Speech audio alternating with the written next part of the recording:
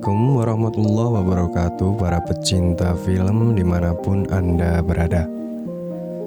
Cinta dalam sebuah pernikahan yang awalnya hanya berpura-pura demi keuntungan semata berubah menjadi nyata ketika mereka benar-benar merasa rindu saat berpisah, merasa kehilangan saat ditinggalkan, dibungkus dengan apik ke dalam film yang berjudul Purple Hearts yang dirilis pada tahun 2022. Casey adalah remaja yang mempunyai pekerjaan sebagai penyanyi di sebuah bar dan penulis lagu serta sebagai waiters di tempat itu juga.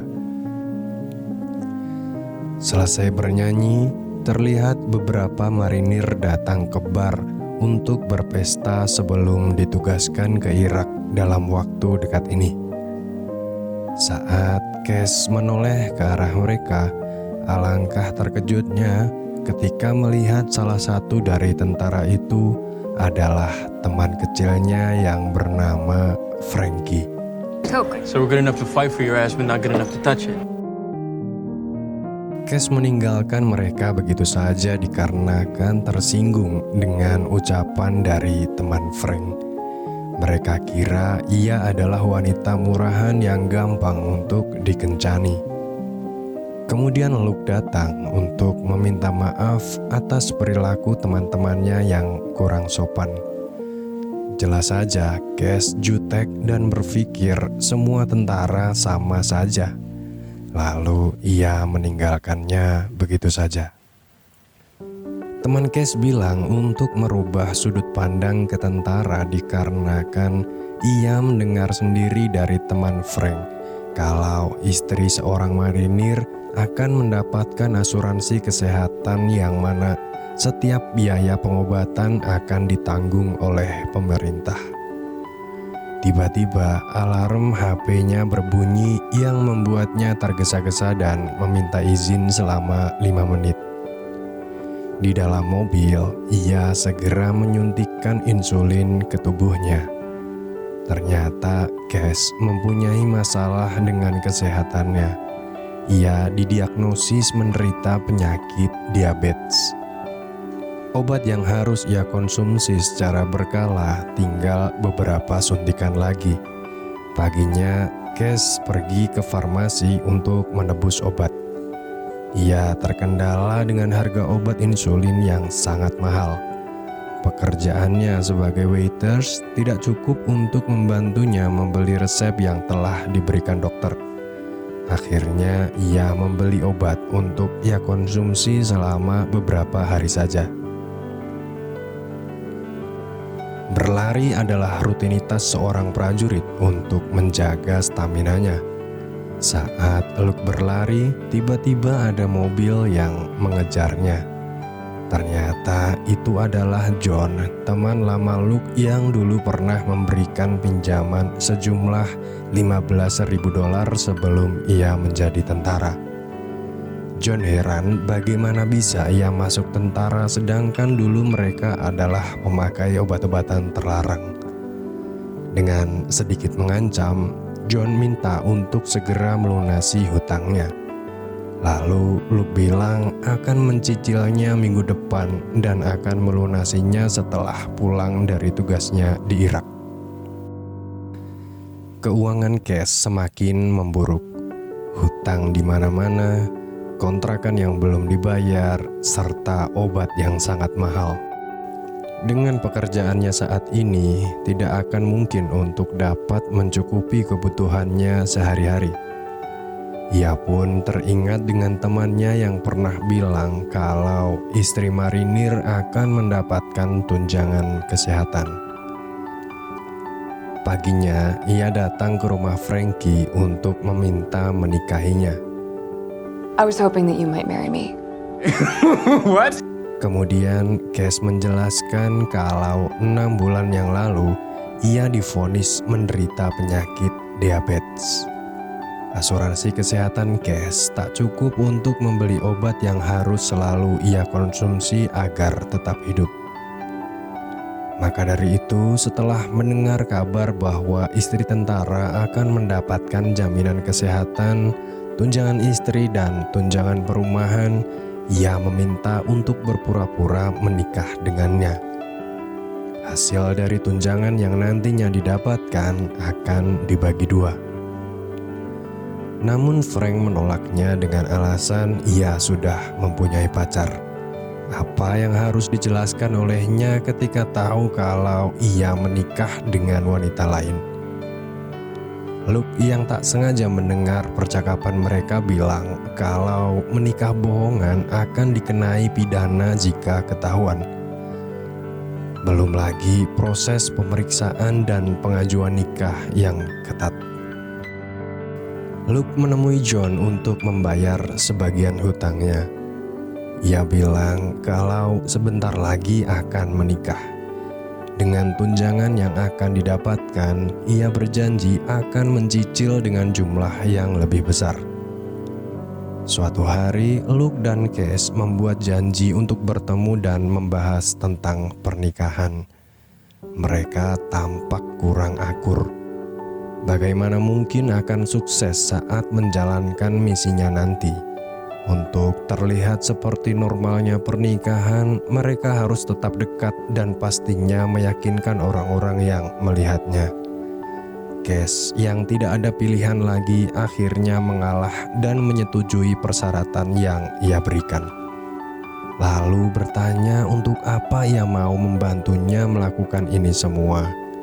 Namun Luke berbohong dengan bilang ia juga butuh uang untuk membantu keluarganya. Singkat cerita, hari pengajuan pernikahan resmi di kantor pun tiba. Mereka menikah tepat sehari sebelum keberangkatan. Namun Luke lupa untuk membawa cincin pernikahan. Frank yang ternyata menjadi saksi dalam acara pernikahan tersebut memberikan cincin yang nantinya akan ia gunakan untuk melamar pacarnya. Ia berpesan kepada Cass untuk tetap menjaganya sampai nanti tugas di Irak selesai. Luke Morrow, Cassandra Salazar. We are gathered here today to join you two together and to comfort and keep her in sickness and in health.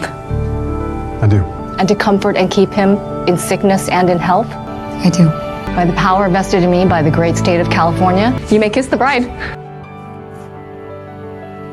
Esok hari, Cass mengantarkannya ke pangkalan untuk persiapan pemberangkatan tugas ke Irak. Ini adalah kali pertama Cass masuk ke pangkalan militer.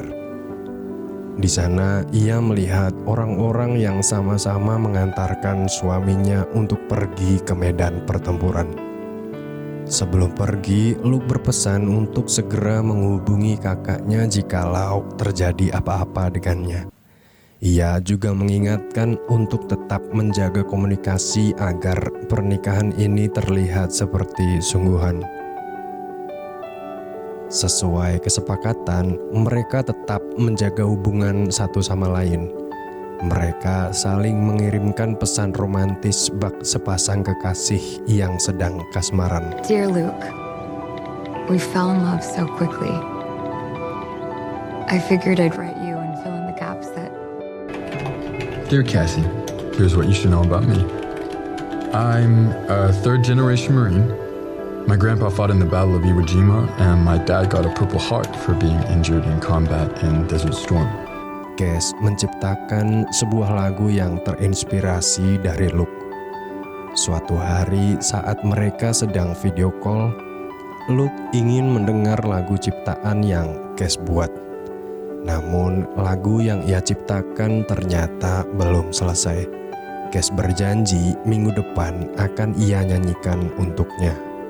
Minggu depannya, Luke terlihat sangat murung dan bersedih. Ia bilang kalau hampir saja kehilangan rekannya dikarenakan situasi di sana sedang kacau. Untuk menghibur orang-orang di sana, Cass akhirnya menyanyikan lagu yang ia ciptakan untuk dedikasi prajurit dan pahlawan Amerika. Yeah.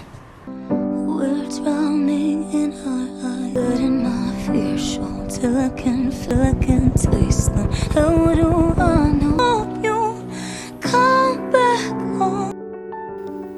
lagu yang Cass ciptakan mendapat antusias dari pecinta musik. Grup band yang selama 5 tahun berkarir hanya mengcover lagu orang, akhirnya mendapatkan kesempatan untuk konser perdana dengan lagu yang Cass ciptakan. Bahkan lagu tersebut ia unggah ke Spotify dan viral. Suatu malam sehabis konser, Cass mendapatkan panggilan telepon yang mengabarkan bahwa suaminya mengalami insiden saat berpatroli. Kakinya terluka parah akibat terkena ledakan dari ranjau. Ia akan segera dipulangkan lebih awal ke Amerika. Kemudian Cass teringat pesan Luke untuk mengabarkan ke kakaknya jika terjadi sesuatu dengannya. Namun sesampainya di rumah, yang ia temui adalah ayah Luke. Lalu Cass menyampaikan kabar tersebut. Sang ayah yang tampak heran bertanya mengapa pihak yang dihubungi bukanlah keluarganya melainkan orang lain. Kemudian Cass menjawab ia adalah istri Luke. Sang ayah yang dulunya beranggapan kalau Luke selalu membuat masalah saat remaja, akhirnya kali ini bangga. Ia baru saja tahu kalau ternyata anaknya menjadi tentara dan dianugerahi tanda jasa Purple Hearts, penghargaan militer Amerika Serikat atas nama presiden kepada tentara yang terluka atau gugur saat bertugas. Tangisan Cass pecah saat menanyakan kabar Frankie. Ternyata kejadian tersebut menewaskan sahabat masa kecilnya. Di pemakaman militer, Cass menghampiri Riley untuk memberikan cincin yang Frank titipkan. Ia bilang cincin tersebut tadinya akan diberikan saat tugasnya di Irak selesai. Frank ingin melamarnya. Sang ayah yang sangat bangga terhadap Luke kali ini bersikeras ingin mengantarkannya untuk kontrol tiap 2 minggu sekali. Maka dari itu, rumah yang mereka tempati tentu harus terlihat seperti pasangan suami istri sungguhan. Akhirnya mereka merenovasi dan menambahkan foto agar terlihat meyakinkan. Hutang yang sudah lama Luke tak bayar membuat John meneror dengan berhenti di depan rumah dan menelponnya. Seiring berjalannya waktu, luka di kaki Luke perlahan membaik. Ia rutin berlatih berdiri dan akhirnya sekarang ia tak perlu duduk di kursi lagi. Ia mulai berjalan dengan bantuan tongkat.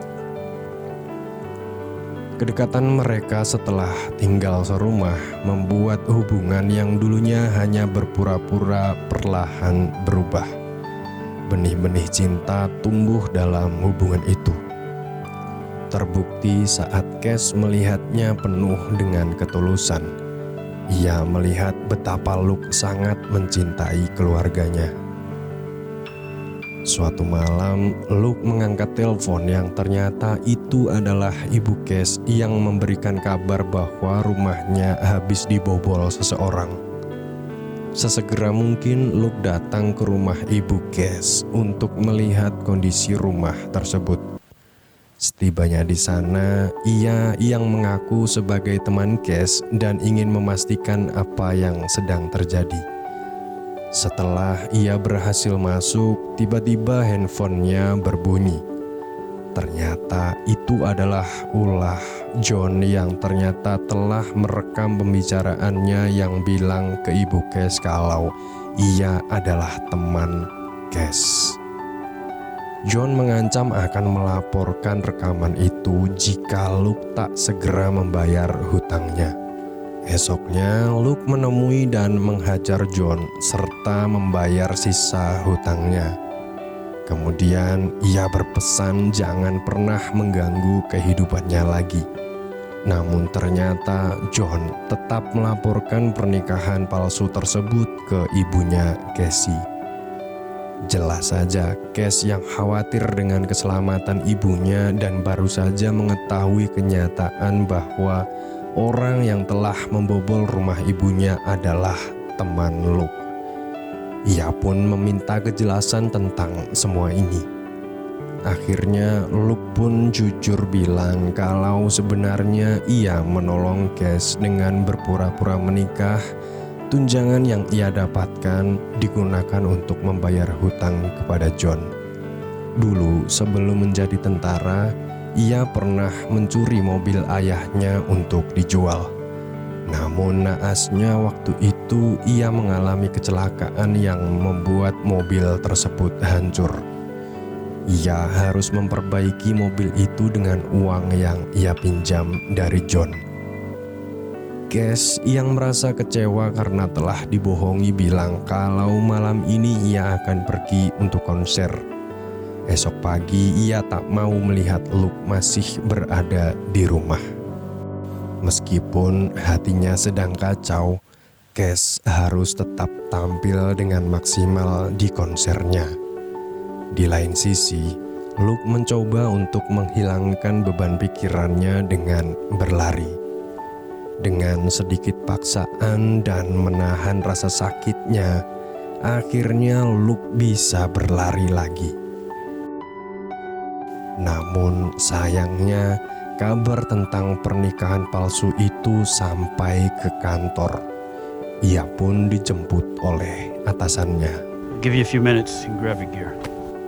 Seusai manggung, si manajer band mengabarkan bahwa mereka mendapatkan kesempatan untuk tampil di suatu acara besar. Bahkan mereka akan menjadi band pembuka. Ayah Luke yang mendengar kabar tersebut menelpon Casey untuk memastikan kebenarannya. Ia kira karena Casey lah anaknya bisa berubah. Ayah Luke kecewa dan telepon pun ditutup. Hari persidangan kasus pernikahan palsu dimulai. Pemimpin persidangan menjelaskan bahwa kasus pernikahan palsu demi memperoleh tunjangan perumahan dan tunjangan perpisahan yang dilakukan Luke melanggar pasal 132 Kode Etik Militer. Sedangkan Casey yang seorang warga sipil, kasusnya akan dilimpahkan kepada polisi daerah. Kemudian Luke mengajukan pernyataan. How do you plead? I coerced Miss Salazar into marrying me. She didn't know that it violated military law. I assured her it didn't. Ia mengaku jika Casey tidak tahu menahu tentang pernikahan palsu ini. Ia bertanggung jawab penuh dan siap menghadapi konsekuensi yang akan diberikan oleh persidangan militer. Atas pengakuannya, Luke dinyatakan bersalah dan akan diberhentikan secara tidak hormat. Ia dijatuhi hukuman penjara selama 6 bulan dan kasus ini tidak akan melibatkan Casey dikarenakan pengakuannya. Sidang pun ditutup. Dengan mengorbankan diri dan tidak melibatkannya ke dalam kasus ini, membuat Casey tersadar bahwa selama ini Luke ternyata memang mencintainya. Perasaan bahagia dan sedih bercampur menjadi satu. Seusai konser, ia sesegera mungkin pergi untuk menemui Luke.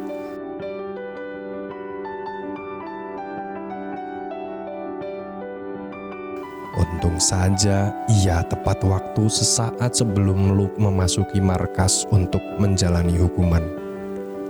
Casey bilang kalau janji yang pernah ia ucapkan untuk menjaga satu sama lain saat sakit maupun sehat, baginya itu adalah nyata.